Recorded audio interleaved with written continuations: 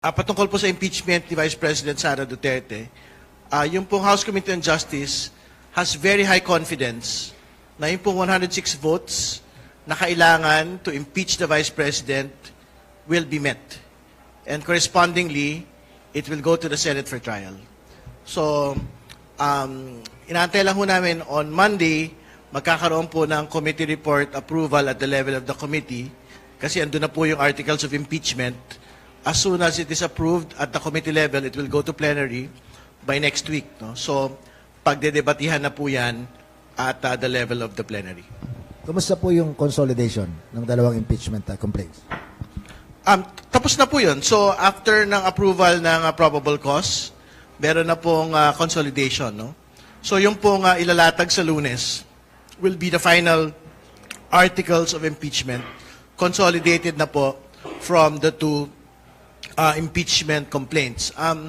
Siyempre, yung features po niyan, una, yung confidential funds misuse, yung po 448 million na pinapasoli po, personal, sa pangalawang Pangulo, kasama din po dyan yung unexplained wealth, kung saan ho natunghayan ng bayan, yung pong 6.77 billion in total transactions na mag-asawang Duterte Carpio, 4.4 billion in net inflows, yung pumasok sa kanila pong mga bank accounts, 1.5 billion na lumabas mula po sa kanilang bank accounts pero hindi yung nakalasta sa SALN ng mag-asawang Duterte Carpio, 2.8 billion in net inflows. Ibig sabihin, yung supposedly natitira doon po sa kanila pong mga bangko na hindi din ho nakalagay sa SALN. At panghuli, ito po nga pagbabanta laban po sa Pangulo. No, nakita ho natin na hindi lang ho isang beses nakita ho natin na hindi po ito tinuturing na conditional.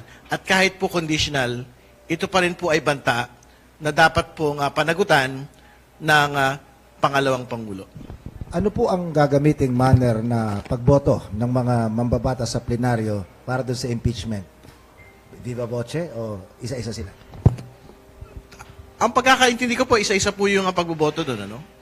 Doon po sa impeachment. So, kailangan pong mabilang ang bawat boto ng bawat isa. Pero I think we'd like to give some commentaries on two things. No? Una, yung pong sinasabi po ng defense panel na defective daw po even up until the end. Yung pong articles of yung impeachment complaints no ng dalawa pong tinalakay sa Committee on Justice. Una, hindi ho yung totoo. Pangalawa, I think pasong-paso na isang buwan na ho nilang inuulit-ulit yung fishing expedition. Pero sa totoo lang, hindi lang ho pating yung nakita ho doon sa pagdinig. Balyena ho yung nakita doon sa 6.77 billion na pinag-uusapan ho natin na pumasok ho at lumabas mula po doon sa transactions po na mag-asawang Duterte Carpio.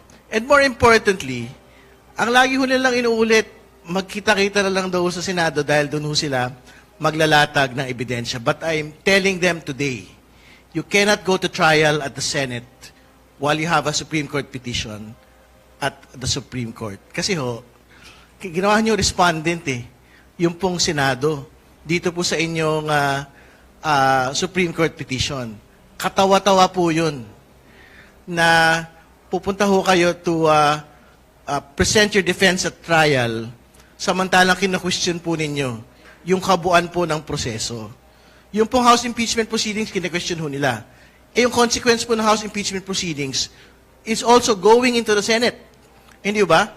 So, paano ho kayo magpapakita ron, questioning the proceedings, while also wanting to present your evidence there? Hindi ba? Hindi ba yan yung height of a contradictory legal defense, bad faith strategy?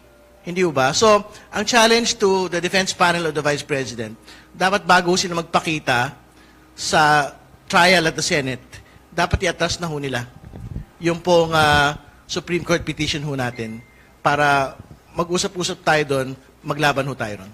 Kung merong mga private lawyers and some congressmen na narinig natin na ipa-inhibit yung seemingly bias o nagpakita na raw ng kanilang boto ng mga senador sa impending trial. Kayo ba'y naniniwala sa ganon? O sabi naman ng iba, ano ba naman ito, di pa nagsisimula ang Senate trial, parang nagwawagayway na ng puting bandila. Alam po ninyo, ang mas mahalaga po talaga sa trial, mailatag po yung ebidensya. At makapaglatag din po ng depensa yung pong pangalawang Pangulo. That is your last chance to actually explain how in the world, paano ho nangyari na yung pong mag-asawang mga abogado, public servant, may naluluging mga negosyo, nagkaroon po ng 4.4 billion na pumasok po sa kanilang mga accounts. Yung pong mga ordinaryong tao, hindi ho nila ma-imagine yun. Sobrang layo ho ng bilyon sa milyon. Hindi ho ba? At yan po yung pagkakataon nila. Hindi ako pabor na magpa-inhibit. Let the senators participate in trial, ask the questions, and I'm quite certain yung pong mga prosecutors and the defense will be able to answer the questions po of the senator judges during trial. Kung nabanggit nyo, malaki ang pagkakaiba ng 1 million sa 1 billion. Nag-mental calculation ako. Yung 1 million, pag gumas ka ng 1 million isang araw, ubos na pagdating ng alas 5 ng hapon. Yung 1 billion, halos 3 taon na araw-araw kang gagastos ng 1 million bago maubos ang 1 billion. So yung 6 billion, ay di 9 taon po yun, na araw-araw kang gagastos ng 1 million. Mahalaga pong ilantag din natin yung konteksto.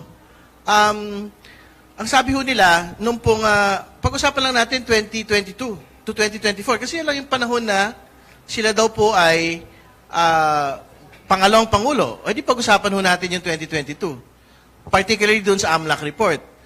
In 2022, meron pong outflow na 40 million mula po doon sa mga accounts po na mag-asawang Duterte Carpio. So ano ibig sabihin nun? Ang salin po nila, mga 70 million lang, wala naman ho nakalagay sa salin doon na mga bagong purchases ng property na ganun ho kalaki. So saan napunta yung 40 million?